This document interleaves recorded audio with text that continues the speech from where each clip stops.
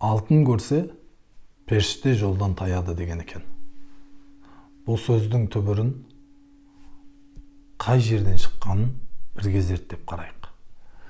Харут және Марут деген періште болған екен. Бұл екі періште адамдардың жер бетінде азғындықтарын көріп, Алла Тағалаға ниет білдірген екен дейді.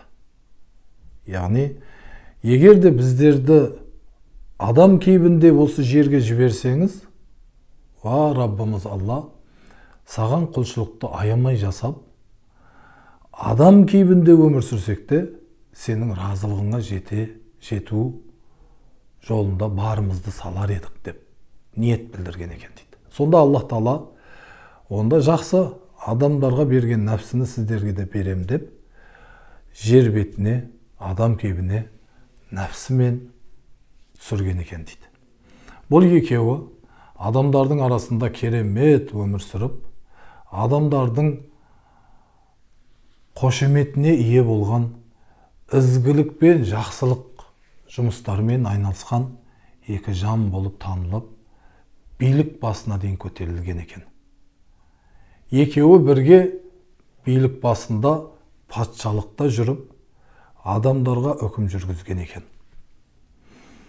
Күндердің күні бұл екеуін Аллах Тағала сынаққа алған екен.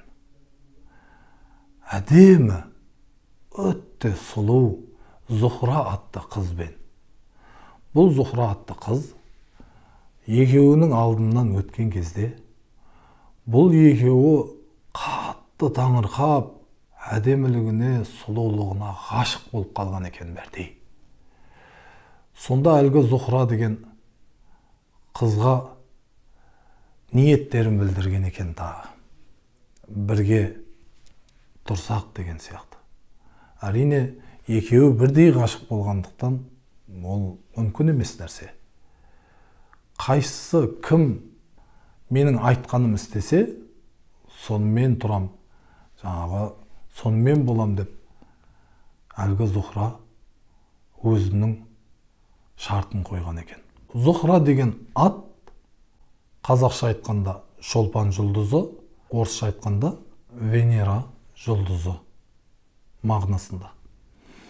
Бұл Зухра екеуіне шарт қойған екен. Аллаға серік қосатын бір амалды істеңдер деп. Екеуі де істемеген екен. Себебі біледі ғой, Алланың алдынан түсті, құдіретін біледі, Алла Тағала жек көретін біледі. Адам өлтіруді екінші шарты етіп бұйырған екен. Ол екеуі тағы да бас тартқан екен. Үшінші шартым арақ ішіңдер деген екен. Ішімдік ұсынған екен. Содан екеуі де бірге істеп кеткен екен. Жаңа қызға деген ғашықтық.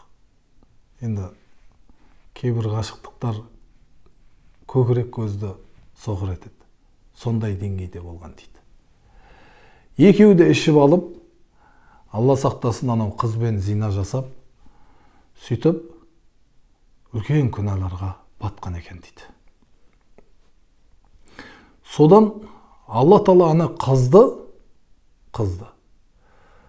қазіргі шолпан жұлдызы етіп, тасқа айналдырып, аспанға ұшырып жіберіп, жұлдыз қылып жіберген екен дейді. Зухраны. Ал екі періштені, Харут және Марутты, сол Ирак аймағында, қазіргі Ирак деген елді мекен, бұрынғы Бәбіл, сол аймақтарда бір құдықтың ішінде азапта ұстап жатыр дейді. Қиямет келгенше дейді.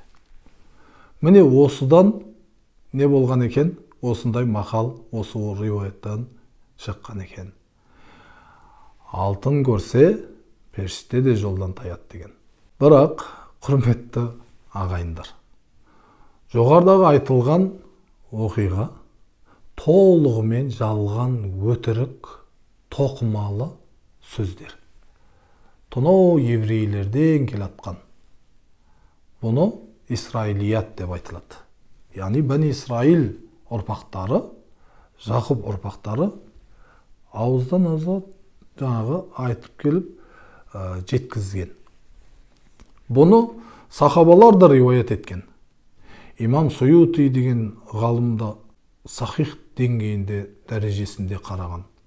Бірақ қай жағынан бұрынғылардан жеткен осындай болып деген сияқты. Бірақ бұның өзі дұрыс деген мағынада емес. Оған дәлел ретінде имам Рази сынды үлкен ғалым ғұламалар осы оқиғаны не дейді? Инна хадихи ривая, бұл риуаят фасидатун, мардудатун, бұзық дейді. Қайтарылады, қабылданбайды. Ғайру мақбула, қабылданбайтын не риуаят дейді. Тағысын көптеген ғалымдар бұл оқиға туралы ардақты сүйікті пайғамбарымыздан бір дұрыс дерек жоқ дейді. Дұрыс жолдармен жеткен дерек жоқ дейді. Сондықтан, құрметті ағайындар, бұл сөздің өзі сізбен бізді күнәға соғады. Алтын көрсе періште де жолдан таяды деген сөз. Неге? Себебі періштелерді біздер масум деп білеміз сенімдерімізде. Яғни күнәдан ада, пәк. Ал енді егерде оларды сондай дәрежеге түсіріп тастайтын болсақ, бір күнәларды өзімізге адалдап атқан сияқты болып қалуымыз мүмкін. Қалай? Адамдарға сенімсіздік, анау адам өзгеріп атса, демек ол алтынды көрді, байлықты, билікті көрді, сол үшін өзгеріп атыр. Жоқ. Ол қате. Адам негізі билікті де көріп, өзгермеуі өз қолында. Мысалы, Дін Мұхаммед Қонаев атамыз. Әкім болды, билік көрді. Өзгерді ме? Өзгерген жоқ. Сахабалар шапандарын жыртық, жамау шапандарын алып іліп қойып, биліктің басына өтіп, тапсырып атқан кезде қабылдап алғандай күйде шығып бара жатқандығы риуаят етілген. Сондықтан адамның өзіне байланысты.